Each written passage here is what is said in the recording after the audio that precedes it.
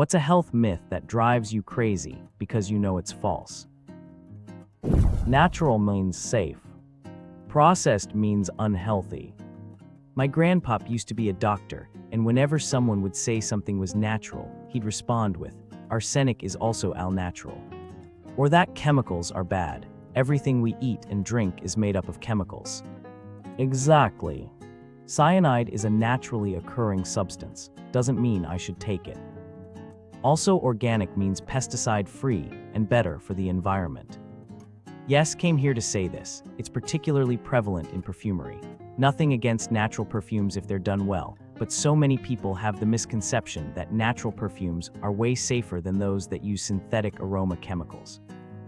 In reality, natural materials are significantly more likely to cause allergic reactions, and they're both more expensive and generally perform worse than synthetics to boot. That anybody needs a detox. If you have a liver, you're good. Not long ago was listening to podcast with a nutritionist on the show, and she brought up detoxes, and I thought, great, here we go. She leans in and says into the microphone, "I have a secret for you, it really works wonder. Eat some fiber and have a shit, best detox ever." Whenever I hear a layperson talk about detox or toxins, I ask them to name the toxins they are concerned about. Most can't. This pisses me off to no end. As I became a scientist, I became more appalled at how products claiming unbacked and bogus health benefits are even allowed to exist. Then you add social media and influencing to this shitstorm. Liver, also your kidneys too, right? I mean, every day when you pee and poop, it's your body getting rid of things it doesn't need. I laugh at people who do a juice cleanse. Liver and kidneys, right. I'm a doctor, so most of them. The ones that drive me super crazy, though, are the ones that are actively dangerous. You want to sell cancer patients some supplements with their chemo. Sure, as long as their oncologist and pharmacist know about them and have confirmed no interactions, and the patient has the money to easily afford them, fine, go nuts. You want to tell people black pepper will cure their easily treatable cancer, so they shouldn't do chemo, and then ghost them when they show up with metastatic breast cancer lumps pushing through their skin. Fuck you, you pathological psychopath. There's blood on your hands. And don't even get me started on the anti-vaxxers. They somehow believe all of us are in the pocket of big pharmacy, to the point that we vaccinate our own infants and families. Doctor families have amongst the highest rates of child vaccination. Fuck you, I care about my children more than I care about any money. I vaccinate my kids because I know it can save their lives, you dicks. We had a wellness day at work. Cholesterol screening was elevated. The nurse suggested all the supplements. She knew I was taking Coumadin. All of them interacted with it. Cancer patient here. The amount of grifters I've seen in my algorithm is insane. Women who have been through breast cancer treatments now monetizing how to stay cancer-free. As if cancer was my fault to begin with, and I have the full control on if it comes back. As if my many doctors are hiding some secret meal plan or exercise or supplement that would help me in survivorship. These are the people actually profiting off of disease. How do you convince them when there are medically no answers for something?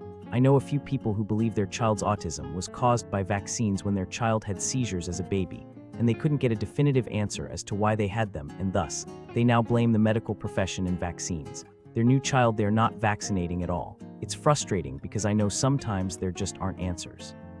I am a CNM that works with the Amish and Mennonites. You can imagine my frustrations with the anti-vax bullshit. Honestly, it's the more integrated with society Mennonites who give me more pushback than the Amish. They think BC they have a smartphone and did their research, they have a whole ass degree. Stage 3 colon cancer here, post-surgery, early chemo. Chemo isn't that scary for most of us. I just in a chair for 7 hours every other week, where my chemo pump for 46 hours afterward and go about.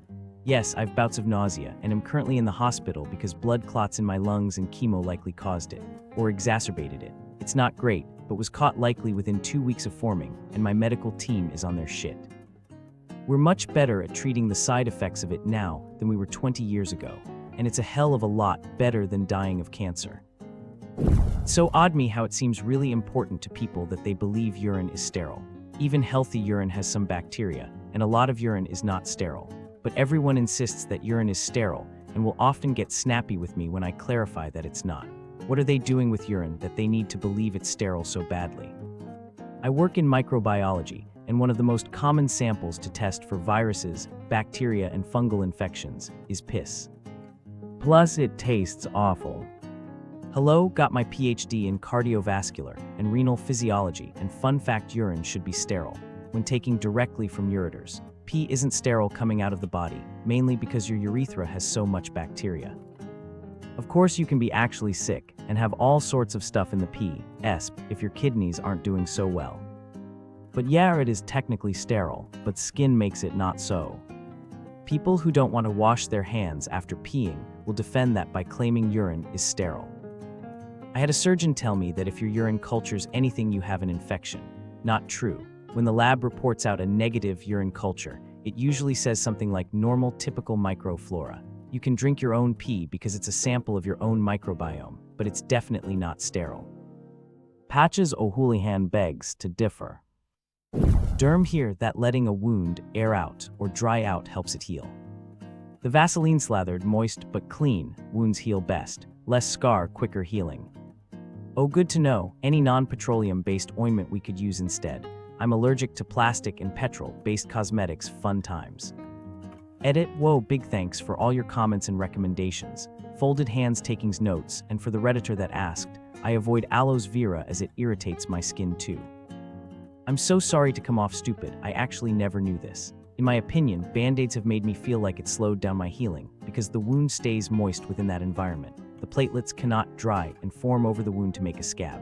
So I've just naturally let it free. Is this not the way to go? Because I'm about to carry my Vaseline with me at all times now. Sorry to bother you. I was in a wreck and got road rash. Put hydrocolloidal bandages on it, which I assume keeps it moist, clean, and protected, and it didn't even leave the faintest of scars. I thought that airing it out was how we were supposed to do it, but moist and clean is my new norm. Wait, that sounds weird. In Germany, we have a cream called Bepanthen. It contains dexpenthenol. I always put that on cuts, then add a Band-Aid over it. No scars. That it's not mucus clogging up your nose. Nope, the turbinates inside your nasal cavity swell up, and that is what causes the clogged nose feeling. This whole time I thought it was just the cocaine. As a lay person, I always understood it to be that chronic allergies equals mostly turbinates, sinus infection equals mostly snot. Recognizing both play a role in both. Then why does it feel less clogged when I get the snot mucus out?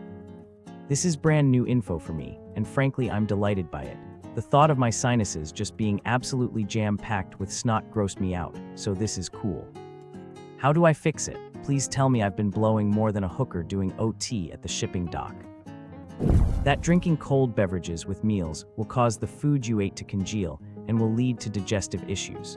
Even heard someone once claim it can lead to heart attacks. They justified it by asking what happens if you pour grease down the sink followed by cold water. Except your body isn't that simple. My short response to dispute this is that the plumbing in your home is a bad analogy. Plumbing isn't kept at a constant high temperature the way a human body is. Anything cold going in isn't going to stay cold for long enough to create a fatberg inside your intestines. Edit, also, yes, digestive enzymes and stomach acid. Actually, as a guy who has done a lot of plumbing, the idea of having a little basin of hydrochloric that all the waste visits on its way out might not be a bad idea. We're borrowing the idea the wrong way. As an Asian, I've heard this all my life. It just never made sense to me considering how strong our stomach acids are. People say that drinking hot tea is better for health, and usually use a daily tea drinking elderly family member as an example, but maybe the tea itself is what contributes to health. MSG is bad for you. No, it isn't. This was basically racist propaganda, and it has sadly stuck around. But it makes me really thirsty. No, really. The sodium in the name didn't give it away. It's just salt, not cancer-causing, and like asterisk anything in large quantities it would be harmful. But by itself, no, it is not harmful. And it's delicious. They even called Chinese restaurant syndrome. Bunch of white racists pieces of garbage. OMG, my ex-FIL was one of these, but claimed he was allergic. Magically not allergic while eating chips though. Apparently only happens when eating Asian food. I hate that man, and his racism was a factor as to why the marriage failed law. And it's something like 15–30% less salt per unit than table salt. There is a very small number of people who have adverse reactions to MSG, but people also have allergies to sesame, soy, peanuts, etc. Thank you very much for watching. Put likes, write comments, and wait for new videos on the channel.